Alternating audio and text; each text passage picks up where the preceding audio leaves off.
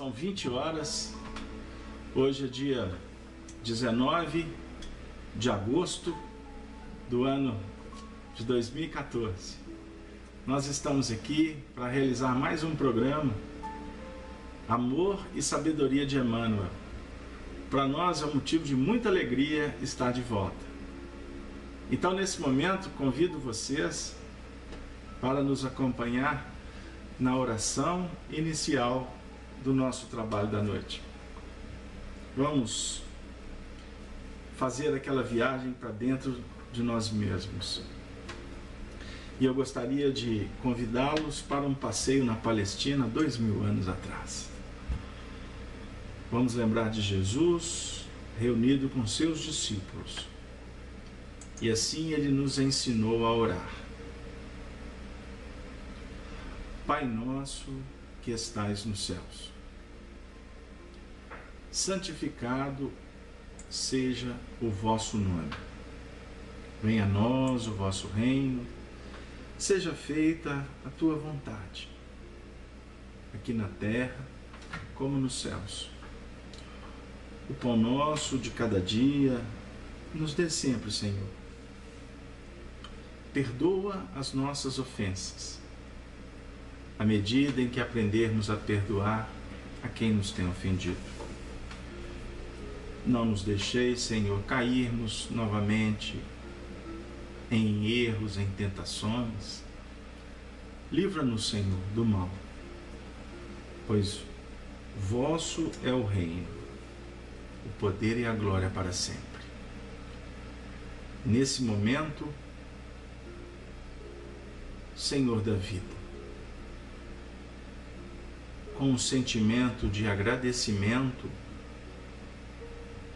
e o movimento da alegria por mais um dia vivido e por mais uma oportunidade bendita pela qual nós vamos nos intercambiar nas frequências do bem nesse momento, nós te pedimos, Senhor, a proteção necessária para cumprirmos o nosso objetivo da noite, sabendo que o planejamento é traçado pela tua vontade maior. Por isso, nós pedimos que as nossas imperfeições não atrapalhem os objetivos que foram definidos e que nós possamos, Senhor, nos fazermos crianças em Cristo, para sensibilizados, recebermos o contributo de que tanto necessitamos, aqueles elementos que possam despertar a nossa mente para uma nova realidade. Mas mesmo assim, Senhor, nós suplicamos que o amor se esparja, de sorte que possamos nos alimentar da seiva da vida. E que ao chegar ao término do nosso trabalho, possamos nos sentirmos todos em paz e felizes por mais um caminho percorrido. Em teu nome, Senhor, sê conosco, amigo Jesus, hoje, agora e sempre. Que assim seja. Graças a Deus. Caríssimos amigos, familiares, eu posso assim dizer, desse nosso espaço Estudando o Espiritismo, na sala conferência, que é um trabalho organizado, patrocinado pela Rede Amigo Espírita, e que nós temos essa alegria de ter a parceria com a Rádio Brasil Espírita e outras emissoras que fazem a retransmissão do produto que aqui é desenvolvido. Nós lembramos que os nossos trabalhos procuramos fazer um intercâmbio. Com isto, aqueles que estão no chat, que possam encaminhar as suas perguntas, os seus comentários dentro do tema. Se sentirem mais naquela condição de expectantes, nós rogamos que vocês todos possam vibrar para que a gente consiga passar a mensagem de uma forma clara, simples e, acima de tudo, eivada de um sentimento de amizade. Com isso, eu rogo a Deus que abençoe a todos os lares que nesse momento se encontram sintonizados com o nosso trabalho, para que o atendimento espiritual também se faça, ajudando aqueles que caminham na vida ainda necessitados de obter o conhecimento, o entendimento com relação às leis da vida para vencerem os limites que, por certo, a ignorância ainda estabelece. Nós estamos, caríssimos companheiros, estudando alguns aspectos do livro, do romance psicografado por Francisco Cândido Xavier, intitulado Há 2000 anos. Nós estamos especificamente, algumas semanas, trabalhando no capítulo 7º, que é intitulado As Pregações do Tiberíades. E se vocês me permitem, nós vamos hoje concluir esse capítulo. Lembrando que na última semana nós interrompemos o trabalho, já inclusive pedindo permissão para vocês nos conceder mais uma semana de reflexão, porque a meta era terminar no último encontro. Mas as discussões, elas foram nos guindando ao caminhar algumas sendas que nos ajudaram bastante naquela semana e inclusive abriram possibilidades para a gente retornar. E hoje, efetivamente, nós concluímos esse trabalho para que a gente possa seguir dentro da nossa programação de estudos. Lívia e Ana, a sua amiga, na posição social era sua serva, foram procurar Jesus. Junto com o tio de Ana, Simeão, eles foram assistir uma pregação de Jesus. E se vocês se recordarem, aqueles que não acompanharam na última semana, o vídeo e o áudio se encontram disponíveis na Rede Amigo Espírita, lá na seção de estudos, os áudios, e na seção de vídeos, o material que foi gravado em imagem. Nós trabalhamos na última semana dois aspectos interessantes. Primeiro, foi as abordagens de Jesus, primeiro para com Simeão. Depois que ele falou das bem-aventuranças, ele disse: Simeão, vai em paz e não tenhas pressa, porque em verdade aceitarei o teu sacrifício no momento oportuno. Mais adiante, ele vai se falar para Lívia, a esposa do senador Lentulus. Quanto a ti, regozija-te em nosso Pai, porque as minhas palavras e ensinamentos te tocaram para sempre o coração. Vai e não descreais, porque tempo virá em que saberei aceitar as tuas abnegações santificantes. Mais à frente, nós trabalhamos, após a Assembleia se dispersar, o retorno de Lívia e Ana para a sua residência. E ao penetrar nos aposentos, Lívia encontrou de frente a figura enérgica do marido, que deixava transparecer na fisionomia carregada os mais intensos sinais de irritação, como acontecia nos momentos de seu mais ríspido mau humor.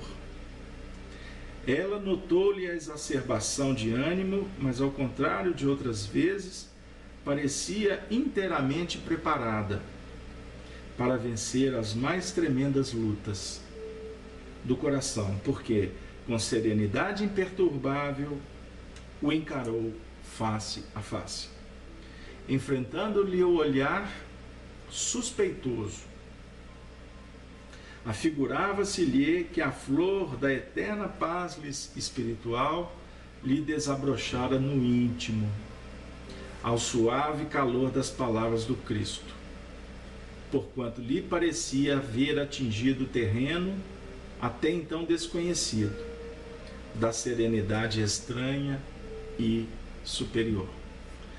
Bom, daí nós fizemos a leitura de todo o texto que reporta o diálogo ríspido por parte do marido e a postura de autoridade espiritual, embora se mantendo com plenitude de equilíbrio, de sabedoria e, portanto, de discernimento, onde ela respondeu com delicadeza, mas de uma forma até então nunca, vamos dizer assim, estabelecida no diálogo entre os dois, exatamente porque ela se sentiu eminentemente tocada pelo magnetismo incomparável de Jesus, que fortaleceu, que estabeleceu para ela uma clareza de raciocínio extraordinário para aquele momento que ela vivia junto com o marido, que por sua vez vivia um conflito muito intenso. E eis que foi um dos pontos que nós discutimos na última semana e o que nos motivou a retornar no diálogo. O nosso trabalho aqui é um diálogo. Para alguns que chegam, muitas vezes nos encontram fazendo as leituras, elas servem para nos trazer o material para as nossas discussões e, inclusive, nos ajudar para que as nossas opiniões pessoais não prevaleçam, e sim os aspectos da história que nos concita para refletir. E assim a gente apresenta o trabalho, demonstrando a nossa preocupação em interpretar a história, trazendo sempre um conteúdo libertador, o conteúdo que engrinaldado pelos valores espiritistas, nos auxiliam de uma forma exuberante para entender a vida de dentro para fora. Por isso que a gente sempre ressalta esse ponto, para que a gente não fique perambulando na periferia dos conteúdos. Porque você não aprende doutrina espírita e evangelho de fora para dentro. Você aprende, na realidade, de dentro para fora. A partir dos sinais, das revelações, dos conteúdos nolo revelado para nós, nós vamos percebendo as manifestações que brotam da nossa concepção espiritual. E com isso, o nosso desafio é lidar com elas. Continuando. Então, é muito valioso refletirmos sobre essa posição de extrema humildade de Lívia diante daquele tratamento do marido.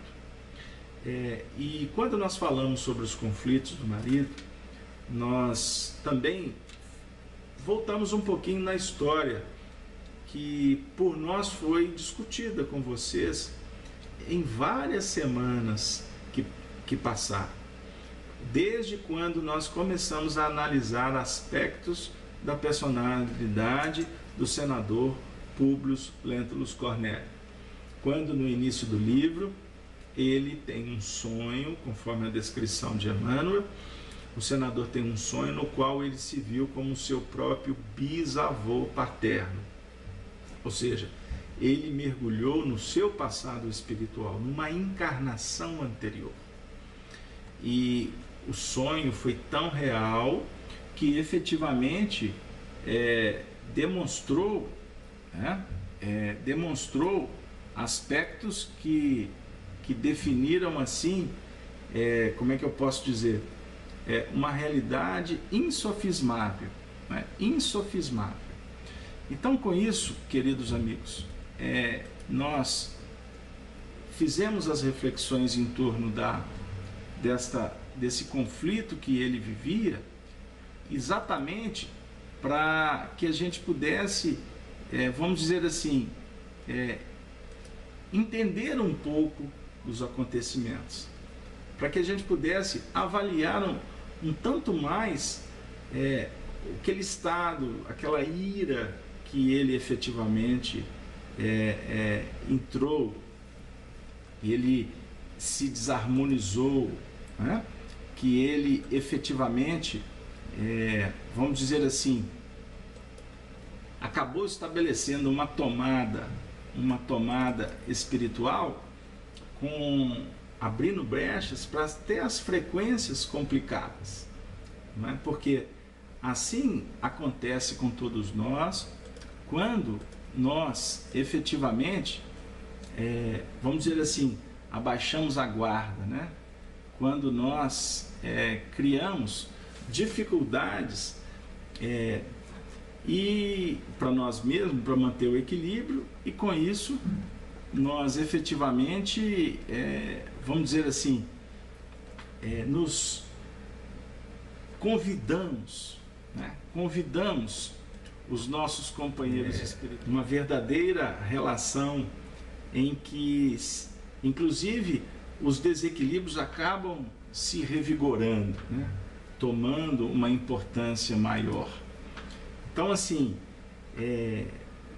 nesse momento em que, por exemplo, nós num trabalho desse nos harmonizamos em nível de prece, em nível de busca de equilíbrio, nós estamos automaticamente convidando, né? Convidando os amigos espirituais do mundo maior para estarem conosco, né? Porque estabelecemos vamos dizer assim, uma harmonia que possibilita o intercâmbio maior. Vocês desculpem, o raciocínio ficou um pouco travado porque eu tive um problema técnico aqui e tive que fazer um ajuste aqui de última hora. Mas vamos voltar.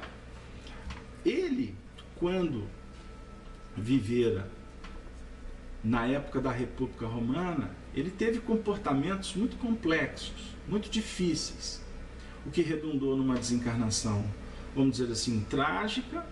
Viveu no mundo espiritual situações extremamente adversas, auxiliado pelos amigos espirituais, tendo a companhia de Lívia, se comprometeram todos a voltar para buscar, vamos dizer assim, retomar um processo de uma busca de uma evolução no nível mais aceitável, de mais equilíbrio, vamos dizer assim. E efetivamente, os primeiros anos de vida trouxeram para ele aspectos muito interessantes de uma vida mais tranquila. Ele estava socialmente mais ajustado, não estava com aqueles ímpetos do passado. E por isso aqui eu acabei indicando para vocês no início do trabalho, aliás, antes nos bastidores, eu sugeri que vocês lessem esse livro intitulado Lentulus, do Pedro de Campos. É um belo trabalho de pesquisa em torno da reencarnação de Publius Lentulus Sura e o Publius Lentulus Cornélio. Ele faz uma associação muito interessante. E com o material que a Federação Espírita Brasileira distribuiu nos últimos reformadores e que foi objeto dos nossos estudos aqui, a gente pode construir uma reflexão, vamos dizer assim, que favoreça para todos nós compreender esse momento de profundos conflitos na vida do senador. Por quê? Vamos lá. Ele teve um encontro com Jesus. Esse foi o fórum da última semana. Ele teve um encontro com Jesus, no qual Jesus, inclusive, disse para ele que seria melhor que ele tivesse procurado Jesus de dia, porque ele foi procurá-lo durante a noite. Face às convenções, face às dissimulações, face à política que ele efetivamente vivenciava, né? Ele representava. Então, esse ensinamento, inclusive, é um ensinamento um tanto quanto parecido com o ensinamento de Jesus com Nicodemos, conforme a descrição do capítulo 3 do Evangelho de João. Melhor ter me procurado de dia. No caso de Nicodemos, era um príncipe, né? Era um doutor da lei, ele conhecia as leis. A história é diferente, porque Emmanuel aqui não conhecia em tese a religião tradicional, mas tinha sim uma certa clareza de entendimento que inclusive acabou facultando a ele essa procura a Jesus, embora tenha historicamente, conforme a descrição de Emmanuel, procurado Jesus para atender o pedido da sua esposa, que clamava pela cura da filha Flávia, que tinha hanseníase. E esse encontro com Jesus, ele teve uma significação assim extraordinária, em todos os sentidos, né? Até pleonasmo, até redundância falar isso. Mas vamos trabalhar num contexto assim de aprendizado mesmo, na nossa dimensão. E foi também um aspecto que nós falamos na última semana, que o papel da revelação é visitar o discípulo, o aprendiz, quando o mesmo faz, promove qualquer tipo de movimento em busca do desconhecido. Tem muito a ver com a equação que Jesus nos apresenta no capítulo 7 de Mateus. Pedi e obtereis. Buscai e achareis, batei e abrir-se-vos-á. Lembram? Porque quem pede recebe, quem busca acha, e quem bate abrir-se-vos-á a vida. Essa é a equação. Então, esse momento que nós viemos estudar Espiritismo na sala, agora, você que ligou o seu computador, né, para nos acompanhar, ou você que vai ouvir a gravação depois, esse movimento de busca, ele tem uma contrapartida. O Senhor da vida nos atende, você não tem dúvida. Pode até ser com uma certa decepção com o estudo que vocês vão assistir. Mas como assim? Pois é, porque até na decepção você tira alguma lição, ponto. Mas melhor ainda quando você se entrega para ouvir sem reagir. Observe. Ouvir adequando o ensinamento. Ouvir com a alma. Bem-aventurados que têm olhos de ver e ouvidos de ouvir. Jesus está dizendo, no caso do ouvir, que é uma percepção muito subjetiva. Na visão, ela tem um diferencial. Ela acaba sendo um tanto quanto mais material. O ouvir é mais sutil. Embora as duas tenham os seus níveis de importância, mas eu quero falar do ouvir no sentido de não reagir. Estou repetindo? Sim, mas para fixar. Por quê? Você pode ouvir de N maneiras. O que o Carlos Alberto está me dizendo agora? Você pode ouvir assim também. O que a espiritualidade está falando através do Carlos Alberto? Quer ver uma outra forma de ouvir? Se eu falo não, você buscar ouvir o não assim, o que esse não está me dizendo? Não é só um não, pega no lápis. O não, como sim, ele tem um sinal. A doença que bateu na sua porta tem um sinal para você. O convite para andar de bicicleta tem um sinal para você. Muitas vezes uma verdade que vergasta, ela além de abrir o ventre, ela também é uma indicativa de cicatrização, dependendo de como você apropriar desse conteúdo. Agora você pode ouvir negando, você pode ouvir reagindo, você pode ouvir brigando. Lá vem o Carlos Alberto falar de novo. Ponto, você já perdeu. Porque na realidade não é o Carlos Alberto que fala. Porque, aliás, o Carlos Alberto fala, por mais que tenha câmeras aqui, microfone, eu não estou falando Na realidade, para você. Eu estou falando para mim mesmo, porque tem um espelho aqui, côncavo, por sinal. Tem um espelho. Tudo que eu estou falando está voltando, está voltando. Eu falo do que eu preciso e ouço o que eu estou falando para que eu possa projetar melhoras. Então, quando alguém veicula uma mensagem, não personalize. Essa é a dica dos benfeitores. Não foi o Arnaldo que falou, não foi a Cláudia que falou, não foi a Ana, não foi a Andréia, não foi o Antônio, não foi o Clair. Acertei agora? Sempre erro, né? A Cleusa. Não. Foram instrumentos para que a vida dissesse algo de bom para nós. Então a revelação, quando visita, quando bate a porta, ela tem um endereço muito certo, muito adequado, muito ajustado para o momento. E jamais a revelação, quando nos visita, nós vamos permanecer na mesma posição. Disso você não tenha dúvida. É a luz que acende, ela movimenta a treva. Automaticamente a poeira que estava sentada levanta. Você não tenha dúvida. Então você nunca será o mesmo. Então, desculpem, eu estou repetindo, mas para clarear. Para aqueles que, como eu, temos mais dificuldade. Quem está mais acelerado, eu peço um pouco de paciência. Mas eu quero dizer o seguinte: Jesus bateu na porta. Jamais a vida de Emmanuel foi a mesma. Agora, o senador encontrou com Jesus só naquele momento? Não. Porque você encontra com Jesus todos os momentos que você procurá-lo. Todos. Viu, Giane?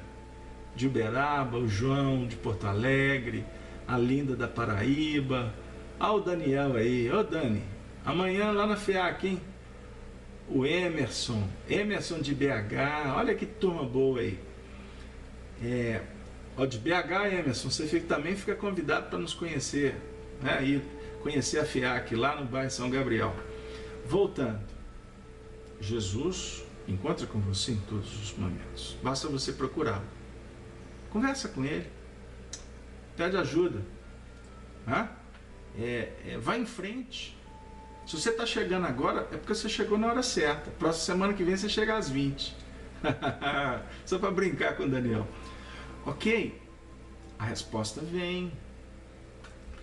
Só que existem encontros muito sérios.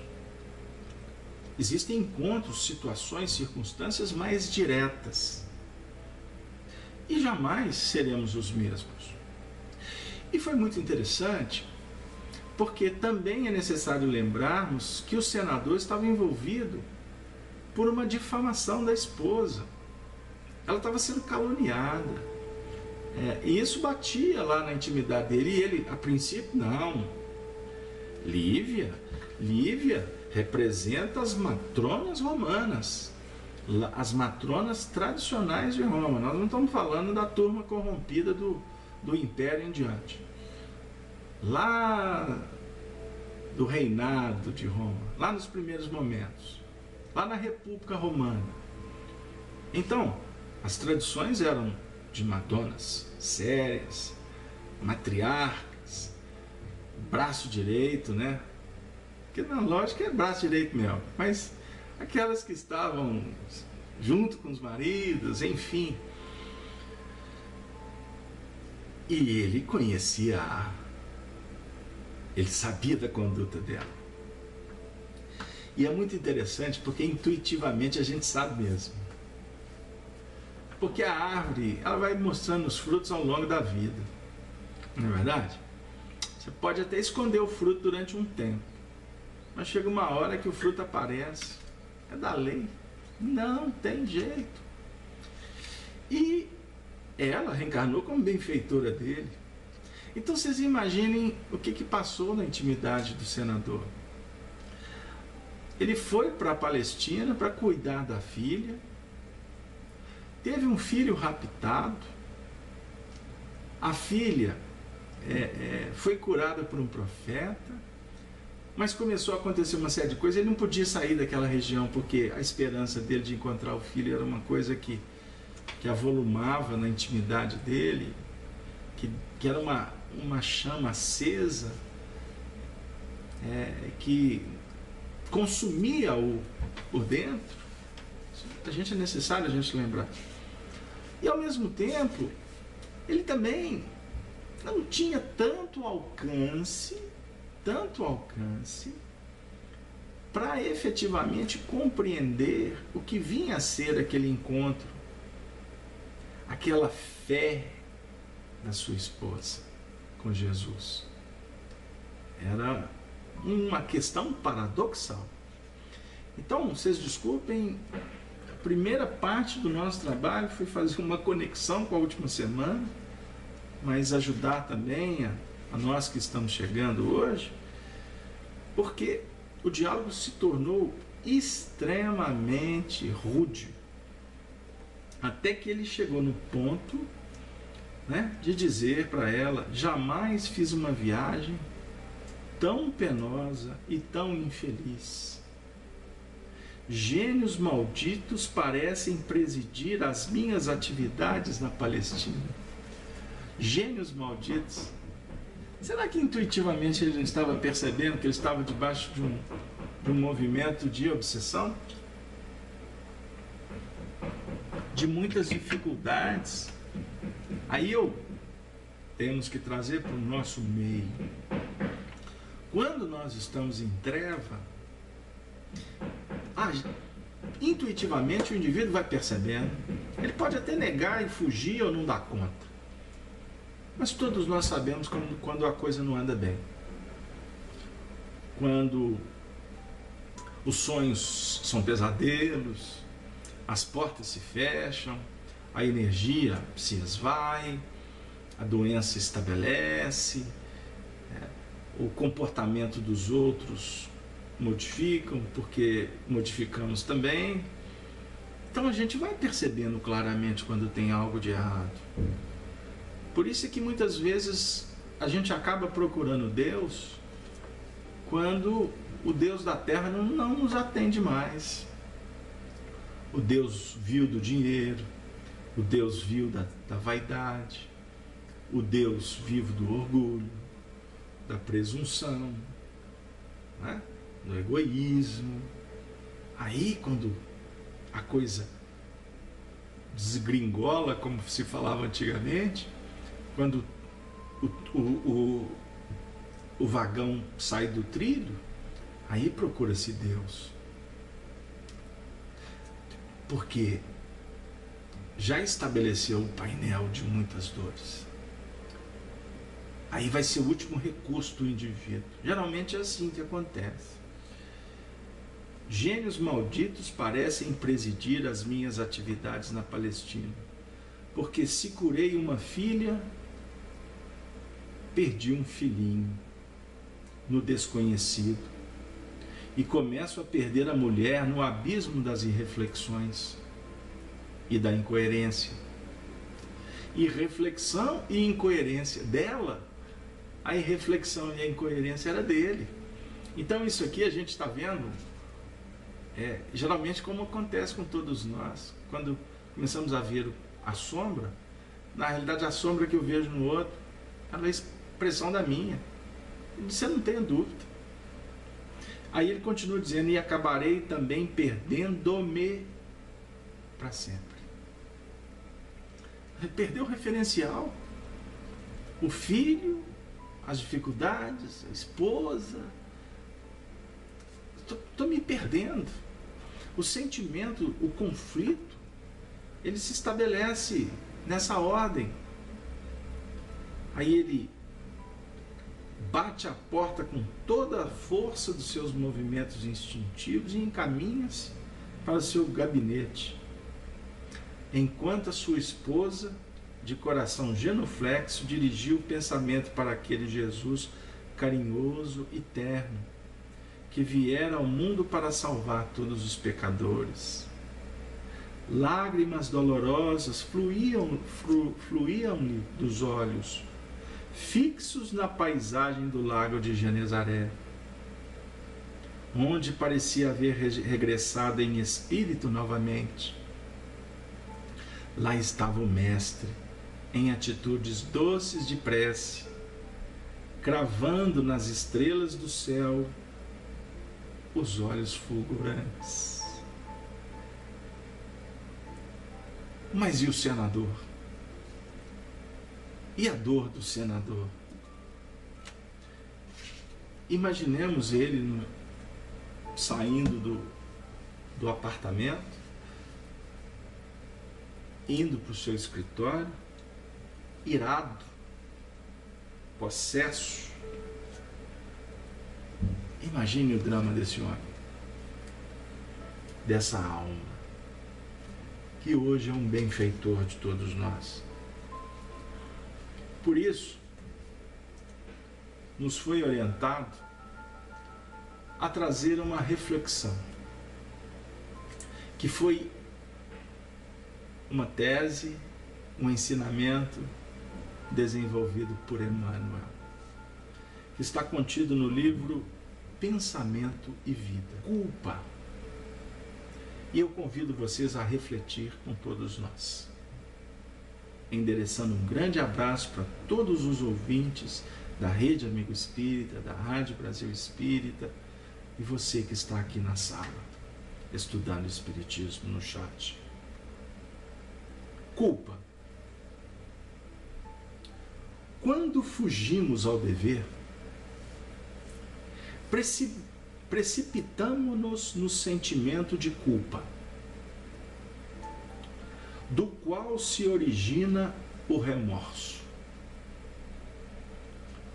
com múltiplas manifestações, impondo-nos brechas de sombra aos tecidos sutis da alma.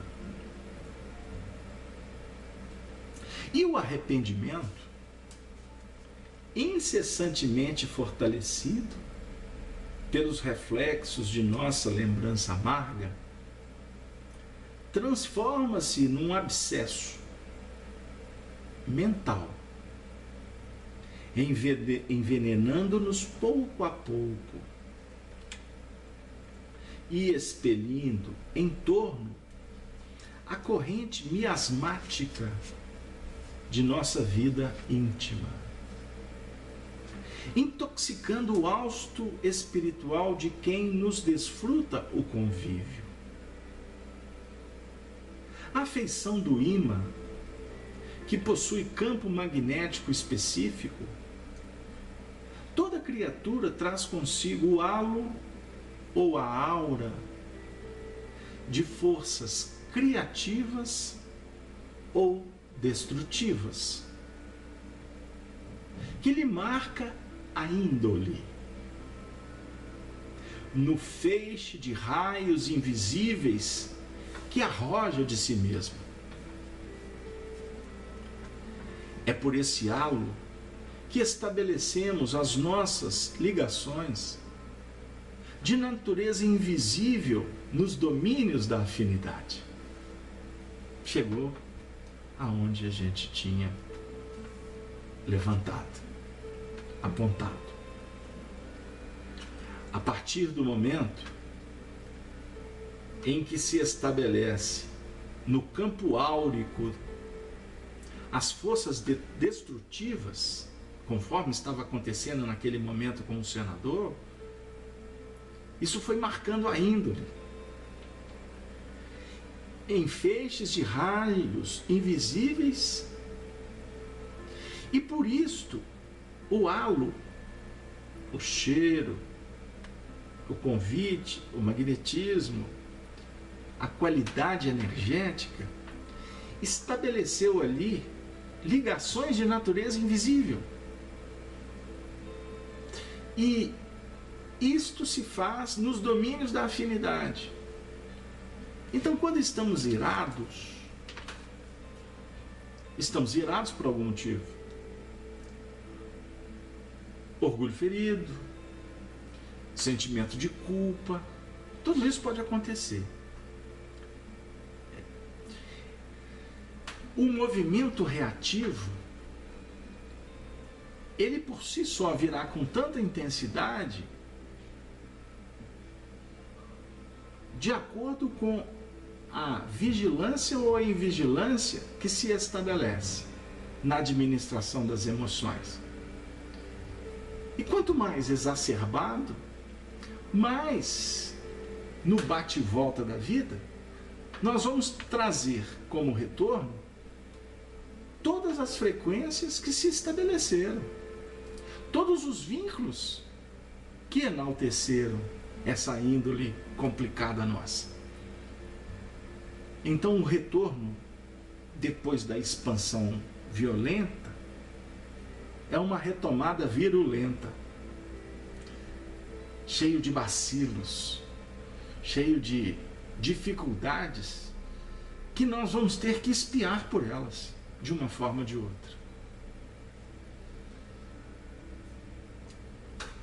Operando a onda mental em regime de circuito, por ela incorporamos. A mente vai estabelecendo circuitos. Então, vamos incorporando. Quando moralmente desalentados, os princípios corrosivos que emanam de todas as inteligências encarnadas e desencarnadas que se entrosem conosco no âmbito de nossa atividade e influência. Então, nós vamos incorporar isso aqui. Nós vamos incorporar o quê? Mentes. Nós vamos incorporar princípios corrosivos que as mentes de encarnados e desencarnados estão acostumadas a oferecer. Então, cria-se um feixe nervoso de trocas. E aqui é de ambiência destrutiva. Então, vamos observando como que o nosso comportamento, nós precisamos de analisá-lo. Por isso é que a doutrina espírita é a doutrina que nos ensina de dentro para fora. Nós estamos aqui, embora a doutrina espírita nos apresentando reencarnação, influência dos espíritos, mediunidade, ação e reação, tá? Nos mostra vários princípios interessantes, importantes. Mas tudo isso para nos ajudar na concepção da imortalidade, nos ajudar a entender a dualidade dos fatos. Matéria, espírito, tudo bem. Encarnação, desencarnação, tudo bem. A caridade e o bem de retorno, é isso aí. Mas também os movimentos das nossas emoções e sentimentos que trazem, por consequência, efetivamente a qualidade que foi produzida pela nossa elaboração mental. Eu peço desculpas se a gente está ficando muito filosófico, mas estudar o mecanismo da mente é de um valor assim muito sério para todos nós e muitas vezes é complexo você explicar. Então você vai conhecer a doutrina espírita compreendendo o seu espírito que está se movimentando no tempo e no espaço. Então, Ludmila, Miriam, né, vocês que estão participando, o nosso amigo Simplício, a Carla, grande Carla, eu vi um comentário seu na rede, viu, Carla? Você adora estar aqui na sala, estava sentindo saudade, então não suma, que a gente também estava com saudade de você. Só para fazer uma brincadeira com a Carla. Mas voltando, o próprio Sérgio aí de Porto Alegre está sempre presente conosco. Mas o que acontece? Portanto, a doutrina espírita é doutrina dos espíritos, codificada pelos espíritos. Ok, e tinha que ser, né? Codificada por Allan Kardec, ditada pelos espíritos, é isso aí. Mas nós precisamos tirar mais essência dessa questão. dos Espíritos, é doutrina dos Espíritos. Então não é doutrina, é doutrina nossa, porque nós somos Espíritos. Então o Livro dos Espíritos é a interpretação do seu mundo íntimo. Nós precisamos de entender esse mecanismo assim. E aí, hoje em dia, eu conversava com um amigo do Espírito Santo hoje, e ele estava, inclusive, me relatando, fazendo um certo desabafo, que ele sente necessidade de que o movimento espírita estudasse mais Kardec.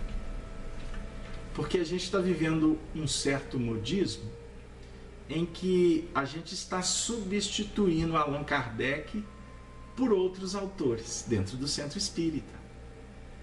E aí você tem a corrente dos pedagogos, você tem a corrente dos terapeutas holísticos, você tem as correntes que estabelecem os vínculos de cada um. E a gente entende perfeitamente. Se você for falar para quem faz assistência social que ele precisa estudar evangelho, ele vai falar que você está maluco.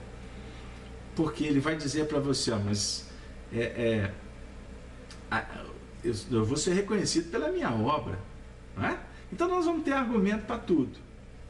Só que nós precisamos de entender uma coisa. O que a doutrina espírita propõe é a evangelioterapia. Ou seja, nós precisamos de viver a doutrina espírita. E viver a doutrina espírita, nós precisamos de estudar a doutrina espírita. Agora, estudar a doutrina espírita, o Arnaldo que gosta desse assunto, não é ficar matriculado em curso, preenchendo lista de presença, recebendo canudo no final do ano.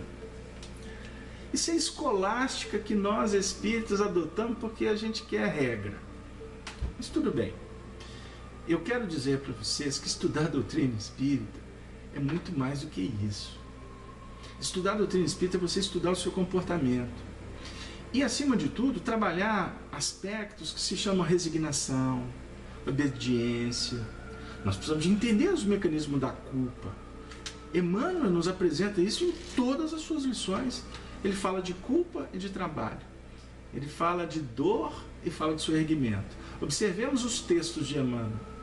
A gente pega o livro Pão Nosso. Estou abrindo aqui o índice. Olha os títulos.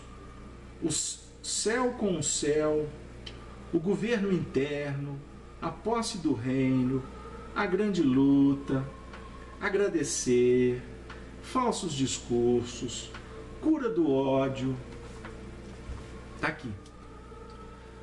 Só que a gente prefere o modismo e buscamos as aventuras que nos distanciam da base. Então eu fico impressionado com eventos espíritas que Allan Kardec é substituído por expositores que vão falar de mandala, que vão falar de mecanismos dos mantras, dos cânticos, dos Vedas. Nós vamos falar, por exemplo, da cromoterapia. Nós vamos falar de uma série de assuntos que, se eu for enumerar aqui, nós ficamos até amanhã cedo, e o mecanismo da mente fica esquecido. Então vamos perceber qual que é a seiva que nós estamos produzindo. Agora, quando você identificar que seiva é essa, qual é a qualidade dela, não se sinta o último dos moicanos. E muito menos não estabeleça um escrúpulo excessivo que te distancie da essência crística que está em você. Então significa que você não tem que se comportar como santo para provar qualquer coisa para ninguém. Primeira coisa. Segundo, você não pode disfarçar o erro de você mesmo. Você tem que encarar de frente.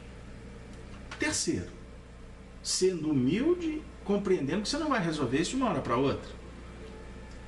Quarto, nós temos que ser obedientes quanto aos nossos limites. Quinto, nós temos que ser resignados com as questões que envolvem o nosso coração. Sexto, nós temos que ser pacientes. Nós temos que aguardar o momento certo de atuar. Sétimo, e aí vai. Eu estou recitando aqui, os espíritos estão enumerando, eu estou recitando aqui sem nenhum planejamento, mas apenas para apresentar alguns pontos para a gente voltar para esta realidade nossa. Por que você se pega de vez em quando soltando um impropério? Oh, meu Deus, será que tem espírito que viu isso aqui? Você soltou, aconteceu. Agora, menos mal se não atingiu ninguém, mas se atingiu alguém, vamos ajustar isso. Como? Pelo amor de Deus, me desculpa.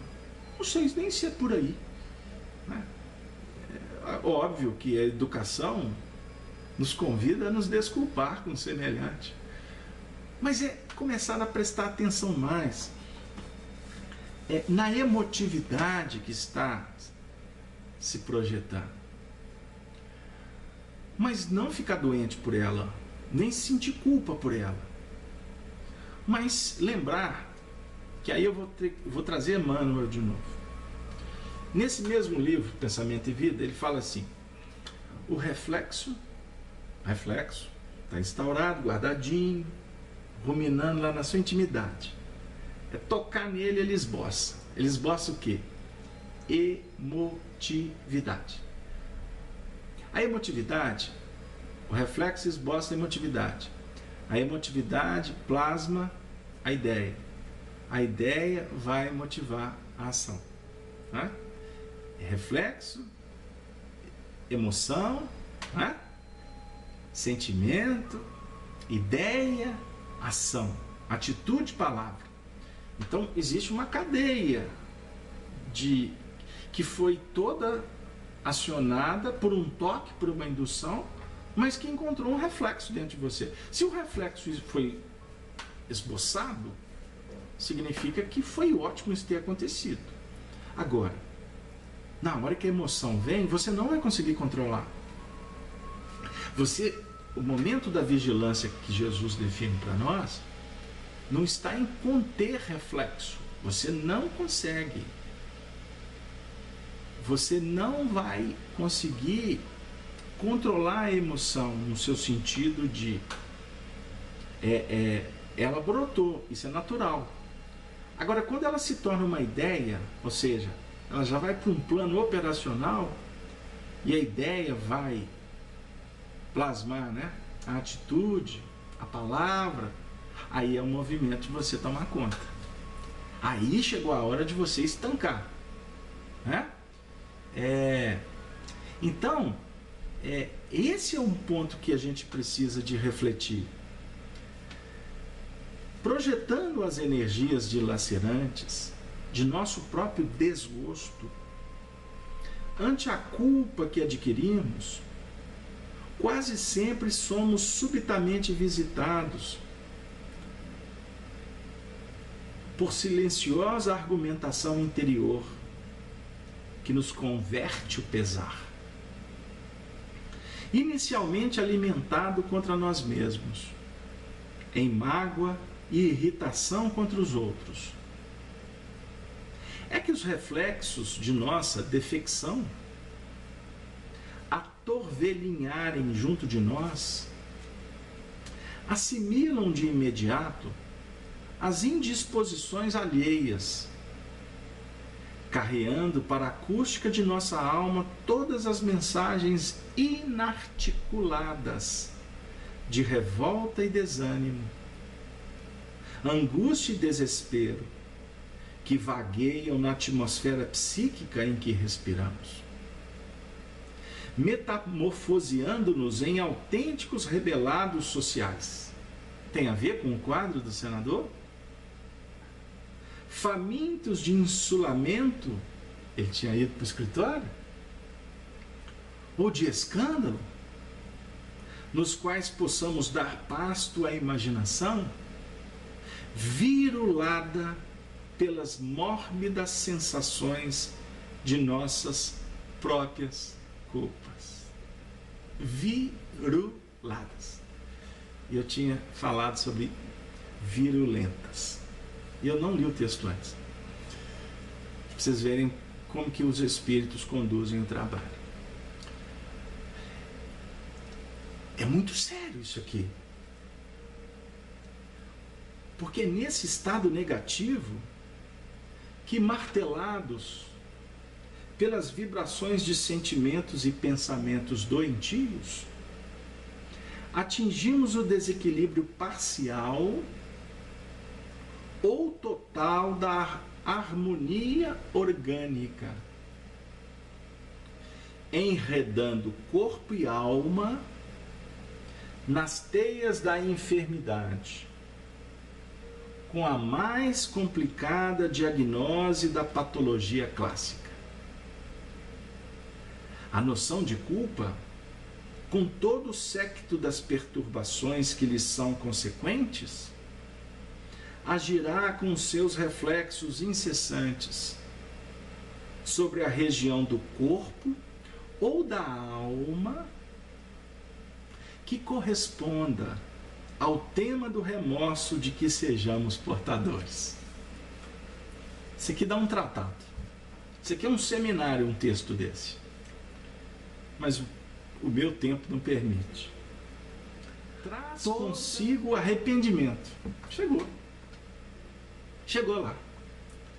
Toda deserção do dever traz arrependimento, que, alentado no espírito, se faz acompanhar de resultantes atrozes, exigindo por vezes demoradas existências de reaprendizado e restauração. Vamos fazer uma ponte com o bisavô Públio Lentulus Sura. A desencarnação dele foi debaixo de um movimento de profundas culpas, de muitas dificuldades. Então, Emmanuel vem dizendo sobre ele mesmo: Casabeto, mas você está sendo muito ousado de falar isso. Não, de forma alguma. A gente fala do que vem no coração. A gente fala das nossas experiências. Por isso que eu, graças a Deus, olha o que eu vou dizer, tem pessoas do meu lado que até coçam a cabeça. Assim, esse moço está ficando meio tantã. Mas eu costumo dizer que, graças a Deus, eu passei momentos muito difíceis na minha vida. Graças a Deus. Então, quando a gente está falando sobre doutrina espírita, eu tenho o privilégio de ter vivido muitas dores na vida, talvez sem merecê-las, até parece, merecê-las no sentido de oportunidades, porque as dores com certeza, mas eu quero dizer que as dores ensinam. Então, quando nós estamos falando, quando nós estamos discutindo assuntos que envolvem o aprendizado, a gente tem que falar da nossa história. Eu peço a todos vocês do chat que possam juntos sintonizar com a proposta do estudo, porque senão a gente caminha para outras cenas. Vamos sintonizar que um ajuda o outro. Por isso que a Carla está dizendo que o amor instaura a paz e recupera a confiança. Torna fértil o mais árido dos solos. É a lei máxima de Jesus: amar o próximo como a si mesmo. É o nosso maior vínculo com Deus. É a sua mais doce proposta. No domingo, eu estava assistindo um programa, um especial, e eu vi um depoimento de uma pessoa, uma celebridade da música dos anos 70. Ele ficou conhecido como um dos maiores guitarristas da história da música pop e rock dos anos 70, e até hoje ele é um mestre. Eu estou me referindo a Carlos Santana. E circunstancialmente, não tenho nem tanto tempo para assistir esses programas, mas eu peguei uma entrevista dele e eu fui percebendo pelo histórico do programa que ele é uma pessoa muito agregadora, é uma pessoa que é uma pessoa muito humilde, muito simples, e que quem convive com ele sente uma aura de um amigo, que dá oportunidade para as pessoas, enfim, e que faz da música a sua nota de vida. E ele, num determinado momento da entrevista, ele trouxe um pensamento que eu achei extremamente valioso. Quando ele disse assim, mais ou menos assim, que as pessoas no mundo material, elas vivem em torno do dinheiro. Elas vivem em torno do dinheiro por medo, e quando adquirem o dinheiro, passam a ter um outro tipo de medo. E aí ele continua dizendo o seguinte, que ele acredita que no futuro haverá uma outra moeda, que vai ser a moeda que todas as pessoas indistintamente vão procurar. Essa moeda ele chama de amor. Ele chama essa moeda de luz. E naquele momento eu tive que parar. Eu falei assim, para o mundo que eu quero descer, como diz o Raul, né? Já que a gente está na inspiração da música, para o mundo. E aí, eu particularmente, que tenho assim uma verdadeira admiração pelos estudos de Emmanuel, de André Luiz, de Leon Denis, do próprio Kardec em alguns momentos, de todos aqueles que trabalham esse contexto da educação espiritual com uma ótica pedagógica e trabalhando Jesus como o referencial, o modelo, o mestre, e diferenciando o mestre do Cristo, o Messias do Cristo. Foi um tema que a gente trabalhou nas quintas-feiras, no discurso de Estevão, no programa Espiritismo, Evangelho e Educação, e atualmente a gente está trabalhando com o livro Paulo Estevão também. Bom, voltando ao Santana. Por quê? Nós admiramos esse pensamento, essa equação. Quando Jesus diz assim, eu sou a luz do mundo, aqueles que me seguem não andarão em trevas, mas terão a luz da vida. Foi exatamente o que o Carlos Santana falou. Eu não vou entrar no mérito da luz, falando da mente, que é espelho para refletir. Eu não vou dizer que você amando é que você adquire amor. Você não adquire amor de fora para dentro. Por isso que Emmanuel ensina que você tem o que você dá. Isso está no livro Fonte Viva. Existe uma página de Meimei também que fala sobre esse assunto.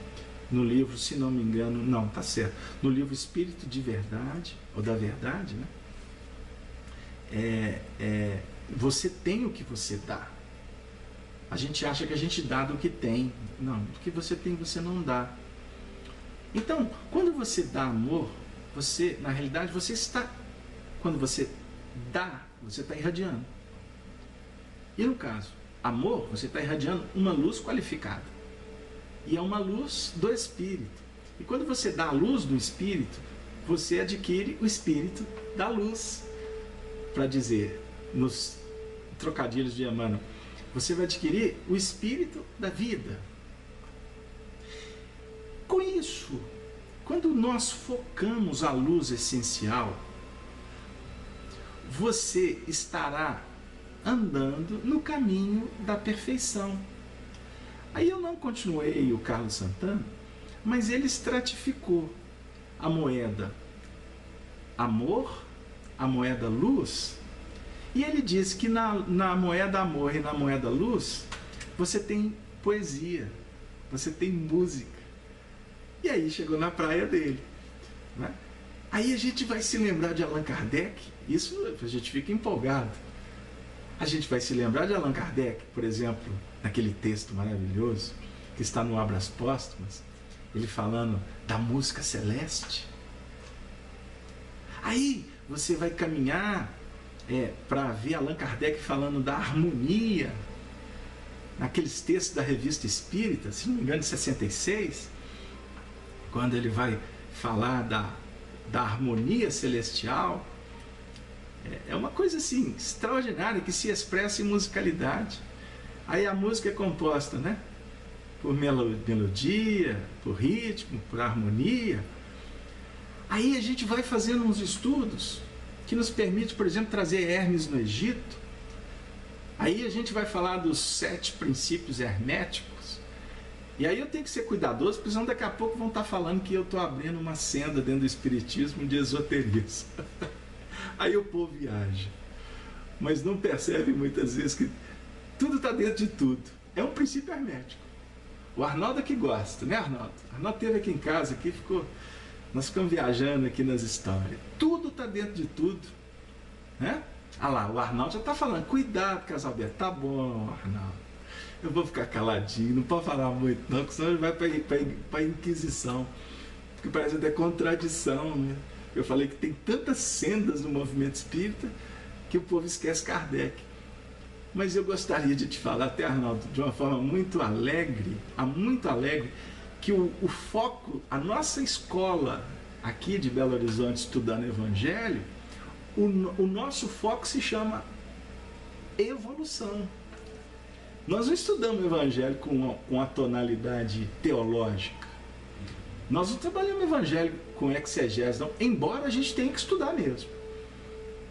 Eu tenho dicionários bíblicos, tenho chave bíblica, leio livros hebraicos, leio Torá, leio os Vedas, a gente lê de tudo. Porque, efetivamente, nós temos que entender o pensamento crístico que está em todos os lugares. Agora, outra coisa é fazer um congresso espírita, que o tema é espiritismo, e eu vou levar só expositor para falar de autoajuda. Me ajuda lá, com todo respeito a tantos amigos espíritas que são psicólogos, que são psiquiatras, que são profissionais da área transpessoal. Tão bonito, né? Eu acho maravilhoso. Mas a cátedra espírita é para estudar Allan Kardec.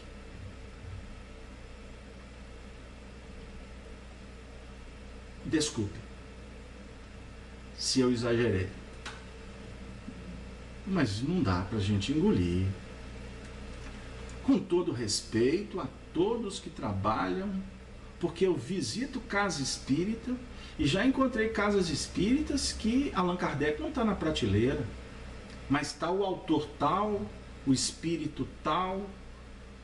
Aí, certa feita, eu cheguei numa casa espírita que só tinha o livro de Emmanuel e de Chico. Aí eu só observo, né? Porque nem tudo que você pensa você fala. Aí fomos fazer um seminário lá sobre doutrina espírita. Eu tinha preparado um arsenal de material sobre Emmanuel. Vocês sabem o que eu fiz, meus amigos? Eu fiz uma prece e falei assim: Emmanuel, me ajuda. Encostei tudo. E fui falar de Allan Kardec do início ao fim. Aí no final o dirigente ficou agradecido pelo trabalho, pela produtividade, enfim. Eu falei assim: louvado seja Deus.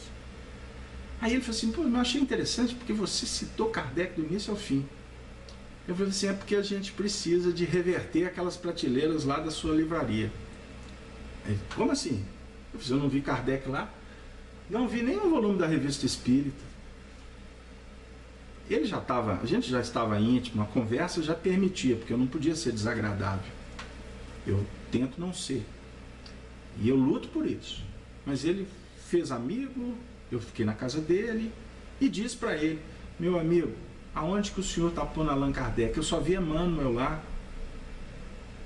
Mas, Casalberto, você é sintonizado com a família Emmanuel, com os amigos para sempre. Eu falei assim: mas é lógico que eu sou. Mas eu quero te dizer uma coisa, meu amigo. Se eu fosse convidado para ser secretário de Emmanuel. Olha que pretensão. Mas secretário tem de todo tipo, né, gente? Então vocês vão me compreender. Eu precisando de emprego, Emmanuel, a oferta de trabalho estava pouco, ele me empregou. Aí eu ia trabalhar como secretário dele. Se viesse alguém perguntar para Emmanuel se poderia substituir Emmanuel num seminário, tirando Kardec e colocando ele, se eu levasse essa questão para o meu chefe, que eu sou secretário dele, que alguém pediu que eu conversasse com ele, estava arriscado ele me mandar embora. Que ele ia falar assim: você não conhece a minha linha? Você não percebe qual que é o meu compromisso? Qual que é a minha busca de fidelidade com Allan Kardec? Então você acha que eu iria autorizar que estudassem os meus livros em detrimento de Allan Kardec? Emmanuel não faria isso não, viu, gente? E eu gostaria de dizer para vocês que o modismo está exagerado. Está exagerado. E eu não posso ir para o púlpito espírita me apresentar como profissional para me encher o meu consultório. Esse é um outro ponto.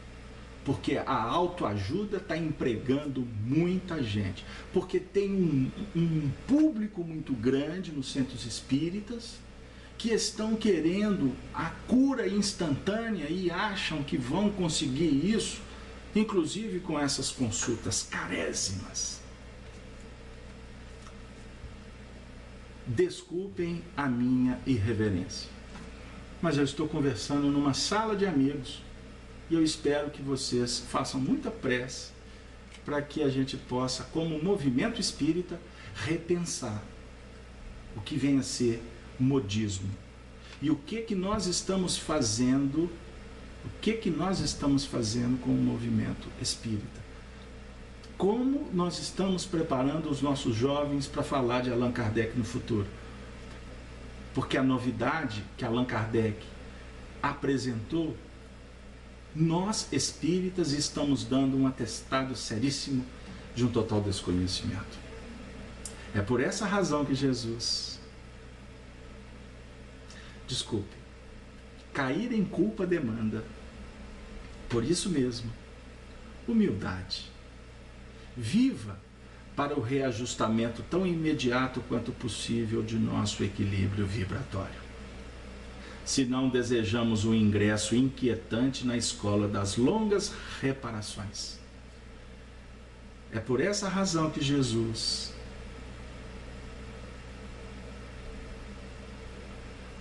não apenas como mestre divino, mas também como sábio médico.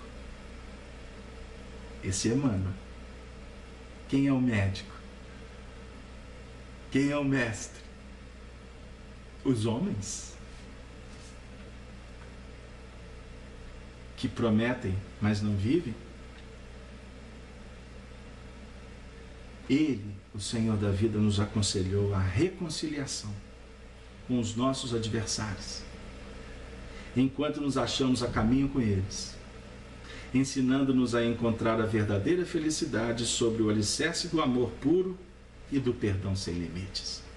E eu gostaria de refletir com vocês que o nosso maior adversário, que precisamos de reconciliar com eles, ele não está lá fora, ele está aqui dentro. E o momento de reconciliar é agora que nós estamos a caminho com ele, porque agora a gente está entendendo que ele é adversário. O comportamento, a repetição complicada, um total descompromisso com a causa. É o que está acontecendo, gente, no movimento espírita.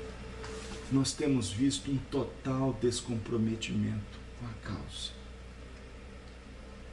Vão aos centros espíritas, conversem com os dirigentes. Não estou falando das grandes casas, porque eu acho que lá também tem problema. Porque os meus olhos, como trabalhador da unificação do movimento espírita em Minas Gerais durante muitos anos, nós sempre fomos preparados para pensar no chão batido, lá do centro espírita, lá do sertão de Minas, aqueles lugares mais distantes. Por que a gente não visita estas casas? Por que a gente não valoriza essas pessoas que estão tão carentes de ajuda, de orientação? Porque lá está uma carência total de trabalhadores espíritas. Então, vamos pensar sobre esse momento, porque o nosso trabalho aqui, falando de culpa, de responsabilidade, de doença, é para enaltecer a importância do Evangelho. E desculpem se a gente, a princípio, desviou um pouco do caminho. Mas o senador estava triste no seu gabinete. E eu fico imaginando como os benfeitores espirituais procuram nos ajudar nos nossos momentos de descompasso, de desconforto. Mas Lívia, no meio da tua Jesus, e olhando para o firmamento constelado, ele viu Jesus estendendo-lhe os braços compassivos e misericordiosos, exclamando com infinita doçura: Filha, deixa que chorem os teus olhos as imperfeições da alma que o nosso Pai destinou para a gêmea da tua. Deixa que os teus olhos chorem. O choro é importante.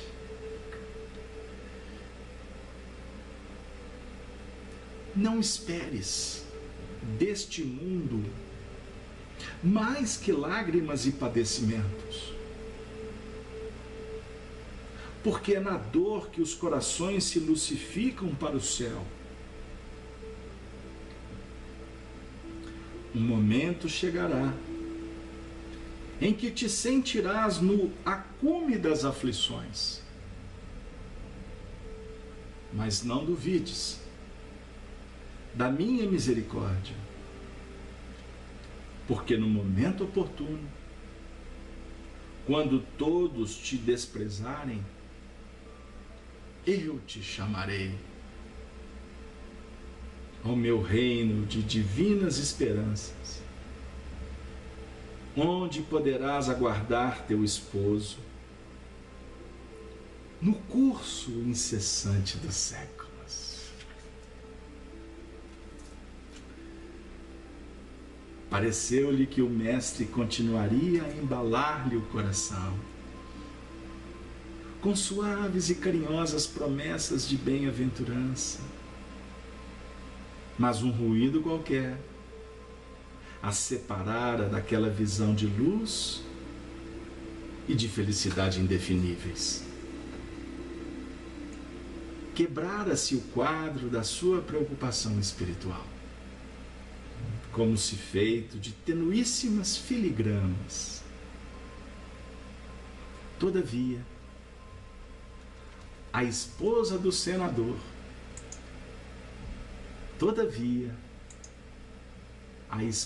do senador, compreendeu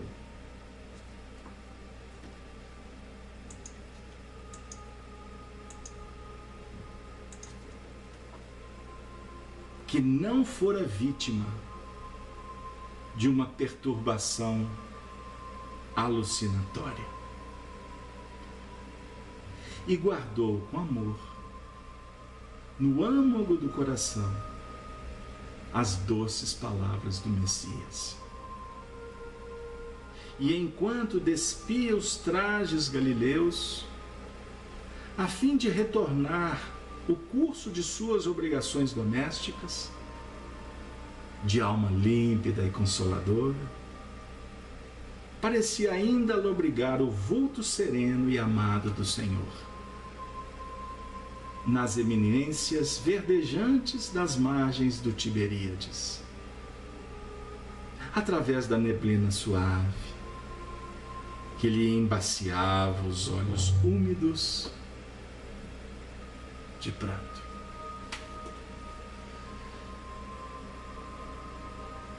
Queridos amigos, Jesus nos prometera: não vos deixarei órfãos. Não se turbe o vosso coração, nem vos atemorizes. Tende bom ânimo. Eu venci o mundo. Ensina-nos, Emmanuel, que Jesus não disse que venceu no mundo. Ele venceu o mundo íntimo. Este é o nosso grande desafio. Nós caminhamos num contexto de mudanças, de transformações, de aferições. Mas não podemos olvidar que o curso da história prossegue e que o transcurso que nós temos que percorrer aponta a necessidade de qualificarmos a nossa elaboração mental.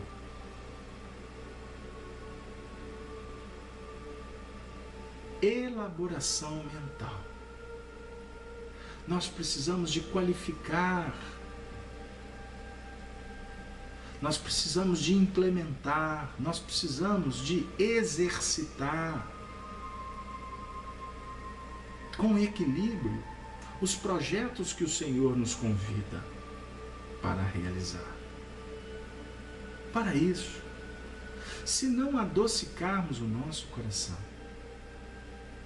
e lembrarmos das sacrossantas promessas de que Ele não nos deixará órfãos, eu não tenho dúvida de que muitos dos medos, as culpas, das angústias, das melancolias, terão uma outra conotação.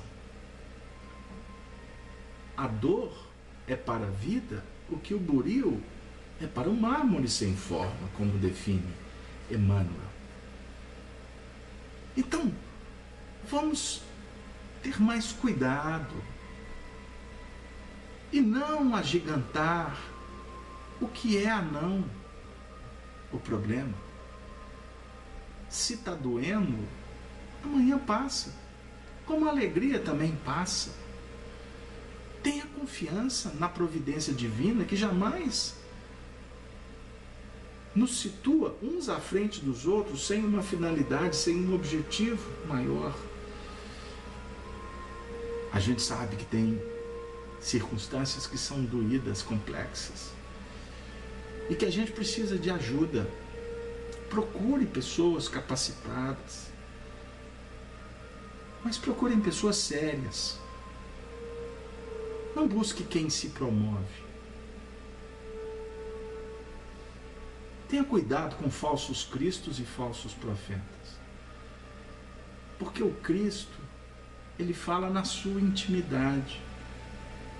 Aí eu fico pensando, quantas pessoas tem, inclusive profissionais da saúde mental, que estão interferindo na vida das pessoas, tomando decisões por elas. Então, o que nós estamos discutindo aqui é muito mais complexo do que se imagina. Porque existem pessoas capacitadas, mas existe um grande número de aventureiros. E a doutrina espírita não pode respaldar aventuras. E, aliás, títulos não nos fazem bons ou maus espíritas. O nosso comportamento é que vai dizer se nós estaremos no caminho do homem de bem, que é aquele que vive a lei de justiça, de amor e de caridade em plenitude.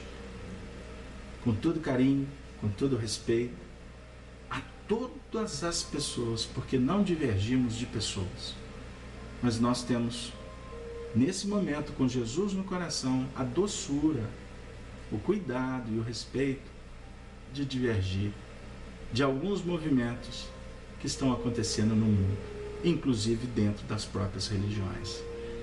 O momento é de tomada de decisões, porque é nesse diapasão de escolhas, de respostas, por conta existem buscas, nós estaremos ou não nos libertando da ignorância, da culpa, do medo, do ódio, da violência, das complicações da terra.